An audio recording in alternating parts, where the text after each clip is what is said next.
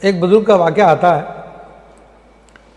کہ وہ بڑے بزرگ تھے اچھا اور کسی اجنبی جگہ پہ گئے کسی کام سے، تو وہاں پہ رات ہو گئی، اچھا تو انہوں نے مسجد میں سونے کا ارادہ کیا۔ صحیح.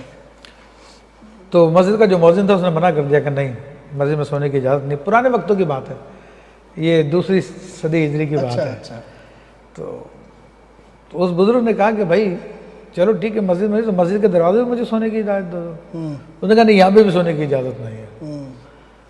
تو پھر جو ہے وہ آپس میں بات چیت ہو رہی تھی، تو سامنے ایک نان بھائی تھا، روٹیاں پکاتا تھا، وہ آیا کہ کیا ہوا؟ انہوں نے کہا کہ یار میں ان سے کہہ رہا ہوں کہ مجھے یہاں پہ ٹھہرنے کی اجازت تو یہ مجھے اجازت نہیں دے رہے۔ تو کہہ لیں نہیں، آپ مجھے شکل سے کوئی اچھے بزرگ لگ رہے ہیں مجھے، تو آپ چلے میرے گھر پہ آ جائیں۔ تو وہ اپنے گھر پہ لے گیا اور راستے میں دیکھا بزرگوں نے کہ وہ استغفار پڑھتا رہتا، استغفر اللہ استغفر اللہ۔ تو میرا رات ان کے پاس گزاری، تو ان کے پاس پھر جب واپسی ہونے لگی تو ان سے کہا کہ تم کیا کرتے ہو؟ کہا میں استغفار پڑھتا ہوں۔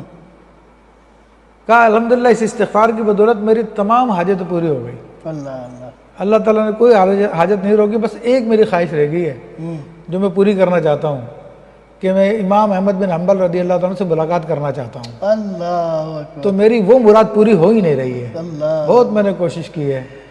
تو وہ بزرگ فرماتے ہیں اچھا تمہیں پتا میں کون ہوں؟ میں احمد بن حنبل ہی ہوں۔ سبحان اللہ. تو اللہ تعالیٰ نے ان کی استغفار کی بدولت جو امام احمد بن حنبل کو ان کے گھر پہ پہنچا دیا۔ کیا بات. واہ.